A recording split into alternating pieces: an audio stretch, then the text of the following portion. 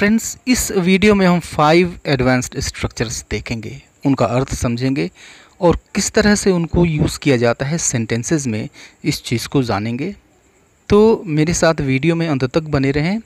Video पसंद आता है तो इसको लाइक करें, ये मेरी आपसे रिक्वेस्ट है। अगर चैनल को सब्सक्राइब नहीं किया है तो इसको सब्सक्राइब भी करते चलें। तो आइए वीडियो को शुरू करते हैं।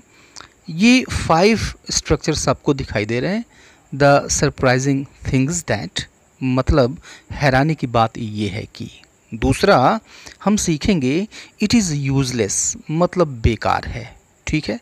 तीसरा हम सीखेंगे एडवांस्ड स्ट्रक्चर्स, प्रिटेंडिंग टू, यानी दिखावा कर रहा है या फिर दिखावा कर रही है। At a glance, this is the 4th advanced structure, मतलब एक नज़र में।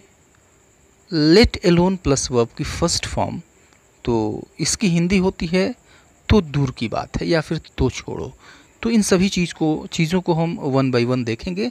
तो सबसे पहला हम लेते हैं द सरप्राइजिंग थिंग्स दैट, यानी हैरानी की बात तो ये है कि, या फिर आश्चर्य की बात तो यह है कि। तो आपको बहुत सारे ऐसे सेंटेंस सुनने को मिलेंगे जिनमें ये फ्रेज़ आता है। बहुत सारे सेंटेंसेस हमारे डेली लाइफ में आते रहते हैं जिनमें ये फ्रेज़ होता है, मौजूद होता है, यानी हैरानी की बात ये है कि। जैसे हम कहते हैं कि हैरानी की बात तो ये है कि उसने कुछ नहीं कहा, ठीक है।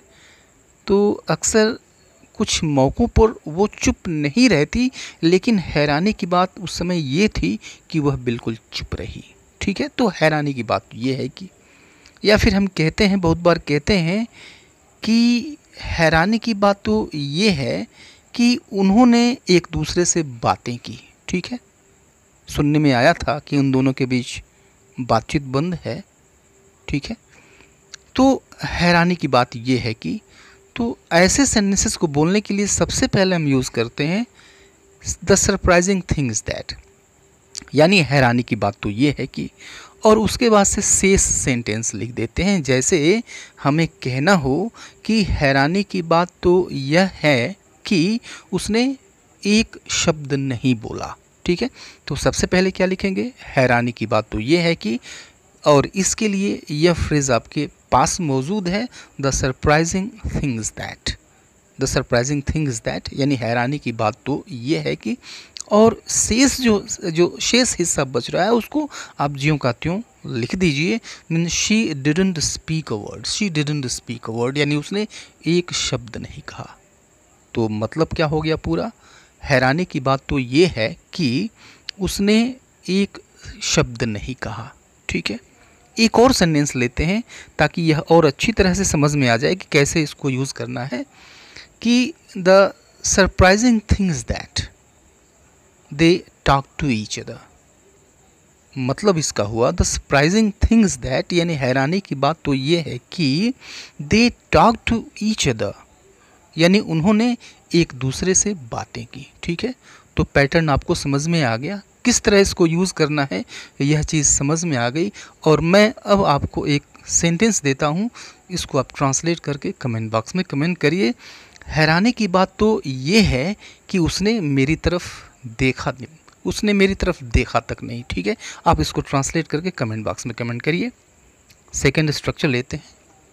सेकेंड स्ट्रक्चर है इट इज़ यूजलेस, ठीक है, यानी बेकार है। तो बहुत बार ऐसा होता है कि सेंटेंसेस में बेकार है ये फ्रेज आता है, ठीक है। अरे यार तुमसे तो बात ही करना बेकार है, ठीक है, बेकार है आया। या फिर हम कहते हैं वहाँ जाना बेकार है, ठीक है, उसको समझाना ही बेकार है, ठीक है। अब इस चीज़ के बारे में सोचना ही बेकार है। तो इस बेकार है इसके लिए हम यूज़ करते हैं इट इज़ यूजलेस, ठीक है। For example, it is useless to talk to him, it is useless to talk to him. तो अब देखिए इट इज़ यूजलेस यानी बेकार है टू टॉक टू, हमें उससे बातचीत करना, राइट। तो जब आप इट इज़ यूजलेस यूज़ करते हैं तो इसके बाद इन्फिनिटिव आता है। जैसे यहाँ पे आया टू टॉक, यानी टू और वर्ब की फर्स्ट फॉर्म, तो उससे बातचीत करना बेकार है। यहाँ पर हम इन्फिनिटिव के बजाय हम वर्ब की आईएनजी फॉर्म का भी यूज़ कर सकते हैं। इसको हम ऐसे भी लिख सकते हैं it is useless talking to him, it is useless talking to him, यानी उससे बातचीत करना बेकार है। तो दोनों तरीक़ों से आप कह सकते हैं, ठीक है। एक और सेंटेंस लेते हैं, it is useless to think about it. It is useless to think about it, यानी इसके बारे में सोचना बेकार है। ठीक है, तो सिंपली हमने इट इज़ यूजलेस को शुरू में हमने यूज़ कर दिया। ठीक है, और उसके बाद से शेष हिस्सा जो बच जाता है उसको हम या तो इन्फिनिटिव से शुरू करेंगे या फिर उसको हम वर्ब की आईएनजी फॉर्म से शुरू कर सकते हैं। ठीक है, right. It is useless to think about it, इसके बारे में सोचना बेकार है। Now let us move towards the next structure, that is pretending to. आप जानते हैं प्रिटेंड का अर्थ होता है बहाना करना। ठीक है, दिखावा करना भी होता है। तो प्रिटेंडिंग टू यानी कुछ कर रहा होने का दिखावा कर रहा है या फिर कर रहा था। ओके, यानी जो नहीं है वह दिखाने का प्रयास कर रहा था। ठीक है, जैसे he is pretending to be busy. He is pretending to be busy यानी वह व्यस्त होने का दिखावा कर रहा है। व्यस्त है नहीं, वह व्यस्त होने का दिखावा कर रहा है। तो ही इज़ प्रिटेंडिंग मतलब दिखावा कर रहा है, टू बी होने का, और बिजी मीन्स व्यस्त, वह व्यस्त होने का दिखावा कर रहा है। ठीक है, एक एग्जाम्पल और देखते हैं। These children are pretending to be innocent. These children are pretending to be innocent मतलब दीज चिल्ड्रेन, ये बच्चे, आर प्रिटेंडिंग दिखावा कर रहे हैं, टू बी इनोसेंट। तो टू बी मीन्स होने का और इनोसेंट मीन्स निर्दोष, मासूम। ये बच्चे मासूम होने का दिखावा कर रहे हैं, है नहीं दिखावा कर रहे हैं। ठीक है, राइट।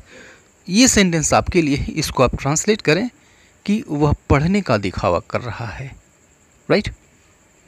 अब फोर्थ स्ट्रक्चर की तरफ बढ़ते हैं हम। फोर्थ स्ट्रक्चर है एट अ ग्लैंस। ठीक है, तो एट अ ग्लैंस मतलब होता है एक नज़र में।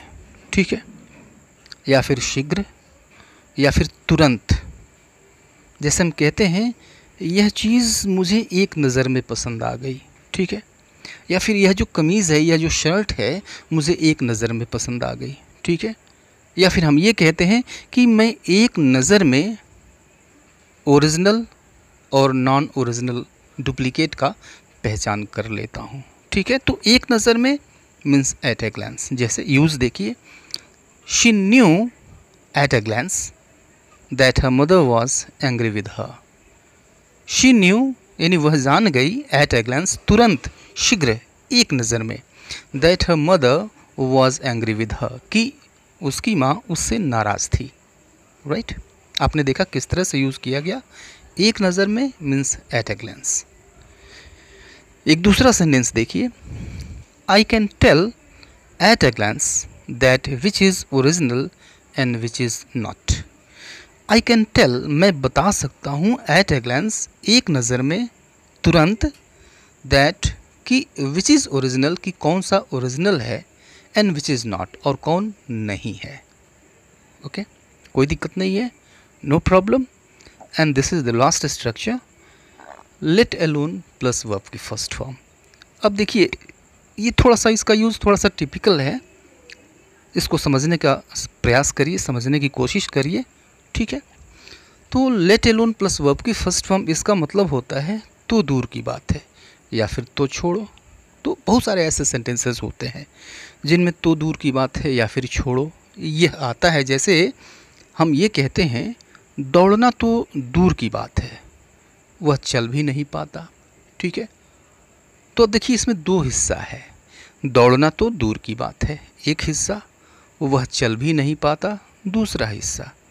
ठीक है, एक और सेंटेंस देखिए, बात करना तो दूर की बात है या फिर बात करना तो छोड़ो, उसने मेरी तरफ देखा भी नहीं। ठीक है, तो इसमें भी दो हिस्सा है, बात करना तो छोड़ो एक हिस्सा ये हुआ, उसने मेरी तरफ देखा भी नहीं ये दूसरा हिस्सा है। ठीक है, राइट। अब इसमें हम लेट अलोन को यूज़ कैसे करेंगे, तो यहाँ पर यह जो हिस्सा है जिसमें आया हुआ है तो छोड़ो या फिर दूर की बात है, इस हिस्से में लेट का यूज़ होगा। तो लेट यूज़ होगा और उसके बाद से वर्ब का फर्स्ट फॉर्म यूज़ होगा। कहाँ यूज़ होगा, सेंटेंस के लास्ट में यूज़ होगा, इंग्लिश सेंटेंस के लास्ट में यूज़ करेंगे। तो चलिए पहले हम इसी को लिख लेते हैं, let alone run. Let alone run means दौड़ना तो दूर की बात है, ठीक है। और यह जो हिस्सा है, जो दूसरा हिस्सा बच गया, इसमें हम नॉट इवन का यूज़ करते हैं, ठीक है। नॉट के साथ कोई हेल्पिंग वर्ब आनी है तो इसके ठीक पहले आ जाएगी, तो नॉट इवन का यूज़ करते हैं और उसके बाद से वर्ब की फर्स्ट फॉर्म यूज़ करते हैं, ठीक है। वर्ब की फर्स्ट फॉर्म यूज़ करेंगे। तो अब यह जो हिस्सा बचा वह चल भी नहीं पाता, इसको हम पहले लिखेंगे, means he can not even walk. वह चल भी नहीं पाता या फिर वह चल भी नहीं सकता, तो he can not even walk, ठीक है। और दौड़ना तो दूर की बात है, मीन्स लेट अलोन रन। तो पूरा सेंटेंस क्या हो गया, he can not even walk let alone run, यानी वह चल भी नहीं सकता, दौड़ना तो दूर की बात है, या फिर दौड़ना तो दूर की बात है, वह चल भी नहीं सकता या चल भी नहीं पाता, ठीक है। एक सेंटेंस और लेते हैं, he didn't even look at me. He didn't even look at me यानी उसने मेरी तरफ देखा भी नहीं। Let alone talk. Let alone talk means बात करना तो दूर की बात है, बात करना तो छोड़ो, उसने मेरी तरफ देखा भी नहीं, या फिर उसने मेरी तरफ देखा भी नहीं, बात करना तो छोड़ो। इसको हम ऐसे भी कह सकते हैं, ठीक है। और यह एक सेंटेंस आपके लिए है, लिखना तो छोड़ो वह पढ़ भी नहीं सकता है। ये आपके लिए है, just translate it, comment in the comment box. See you later in the next video, till then goodbye and take care.